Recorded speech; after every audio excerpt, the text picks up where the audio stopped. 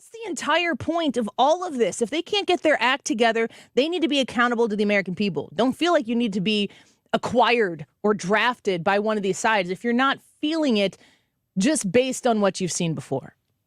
If you want to talk about the messiness of government, we've got just the guy for you. Rick Santorum joins us now. He is with the Convention of States Project. You have served in Congress. You ran for president, did well in your run for president as well. Rick, welcome back to the Annie Frey Show. It's great to have you here. Thanks, Annie. Good to be with you again. What an interesting time we're living in. I want to know your perspective of having been on Capitol Hill, your experience in Congress.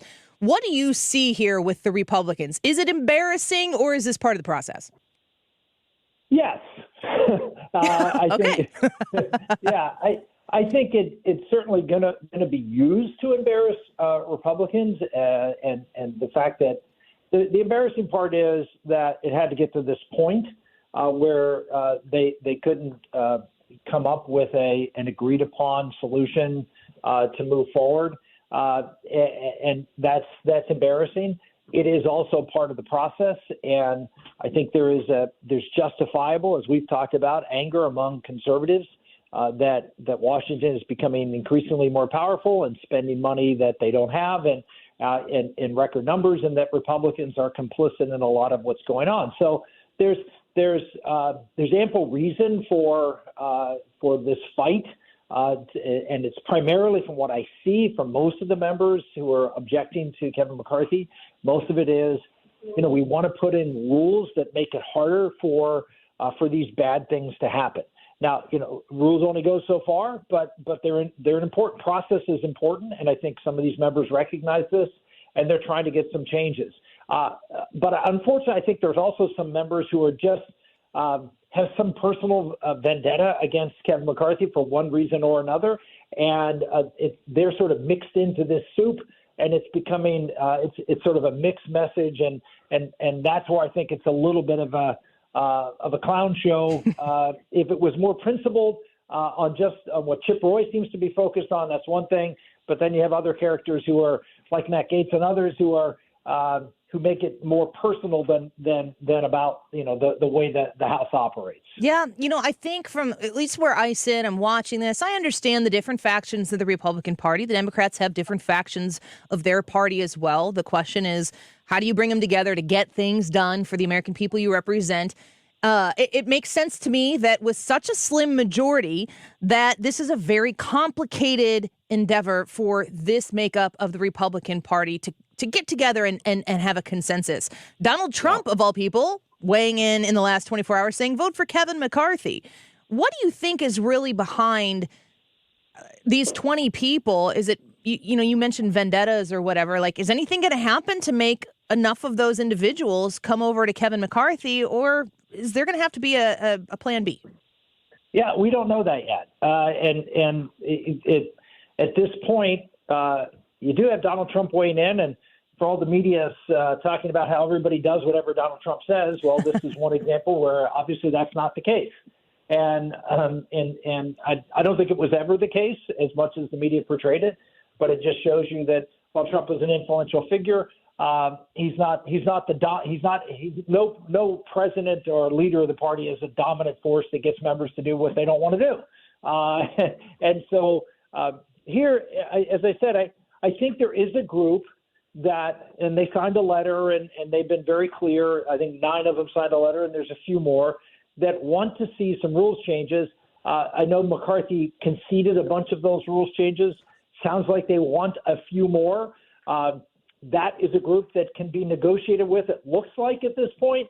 And as long as what we just saw, that McCarthy, they just had a vote and another one, and McCarthy basically kept the same number. I think one person voted present who voted for McCarthy, but there isn't big slippage. And I think you're seeing that what a lot of the members, or the 90% of the Republicans who are still voting with McCarthy, are concerned that if this thing happens, if they abandon McCarthy and throw in their lot with others, that there won't be any way to govern going forward. I think there's a real concern that if you turn the place over to the 5 or 6 people who are dead set against it, and because you have such a slim majority, they can decide basically how everything operates in the House, that's a dangerous group of people to give the authority to. And I think that's why I think you're going to see folks stick with McCarthy. This could go on for days, maybe weeks. And I know people think that's impossible, but I don't. I think it could go on. It may not, but it could go on for a long time because I think folks realize the stakes here of concession. Yeah, I would agree with that. We're speaking with Rick Santorum. He's with the Convention of States Project, former congressman and senator, has seen many of these types of things up close from the floor where we see it and behind the scenes as well.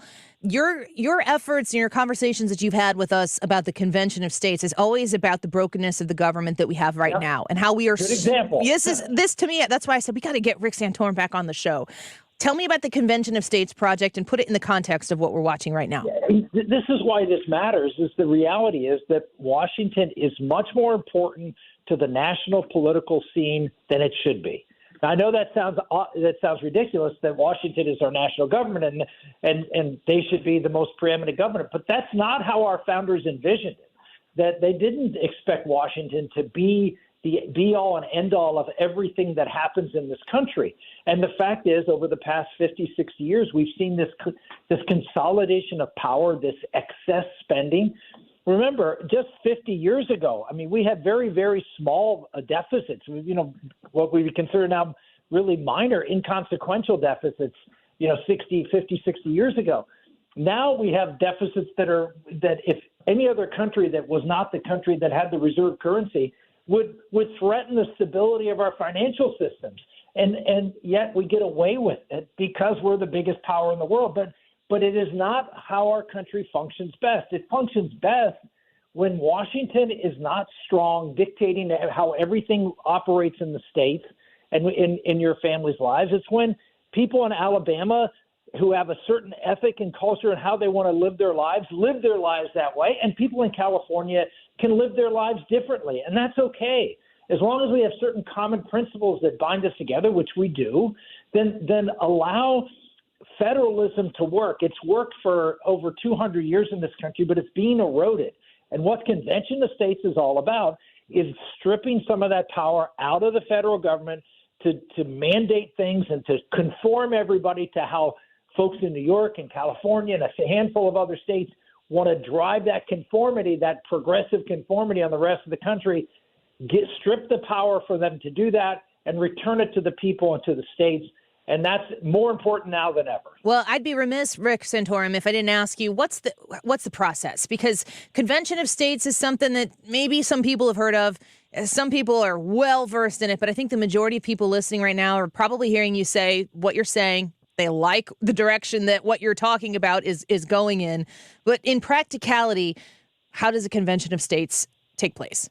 Yeah, everyone talks about the brilliance of the Constitution, and it was brilliant, but they forget there was an article in the Constitution that has never been used, part of it anyway, and that's Article 5 of the Constitution, which is the way to amend the Constitution that outside of Washington, D.C., outside of the Congress.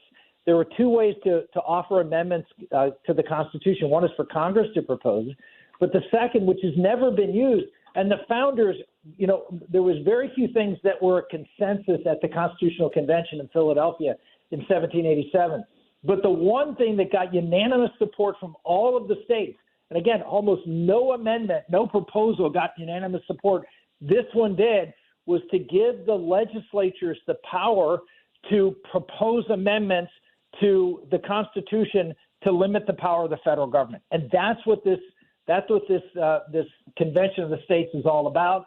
It's to use the Constitution to amend the Constitution and get the states to be the ones who sort of take the reins here to return some of the power to the people. So this is a constitutional process envisioned by the founders, unanimously supported by the founders in order to get control out of the central government and back to the states. Well, it's certainly something that I think that in what feels like unprecedented times with the division that at least that I've experienced in my lifetime, that people need to be aware of the powers, the abilities that Constitution provides them. And it seems as though that Article 5 is one of the greatest. And Rick Santorum and the Convention of States Project are all over this. Conventionofstates.com is the website if you'd like to check it out. And what would you encourage people to do if they want to learn more or participate in some way? Well, go to the website for sure and sign up and sign our petition. Missouri has already passed convention of states. Kansas is not. And that's one of the ones that, in your neighborhood, if you will, that has not, one of your border states. Oklahoma's passed it. Arkansas has passed it. Illinois, of course, hasn't, not surprisingly. But all the way over in Kansas, that's a state that's obviously a red state that should have passed this. All the other states surrounding Kansas has passed it, and we're putting a lot of effort this year in trying to get the Kansas legislature to do it. Yeah, it really empowers those state legislatures. I live across the river in Illinois, so I know all about that. But it does really strengthen those red states, and it gives them some incredible power. Well, Rick Santorum, we appreciate you, and we'll be watching this speakership fight unfold along with you, and we look forward to having you back. Thank you so much, Annie. Thank you. You as well. Bye-bye. Convention of States Project. You go to conventionofstates.com. Like you said, I pulled it up, and there is the sign up right now if you would like to have more information. It's a really, really interesting and compelling conversation option for the American people. I think it's definitely something to be well versed in. If you'd like to know more, go to conventionofstates.com. Thank you, Rick Santorum, for your time today.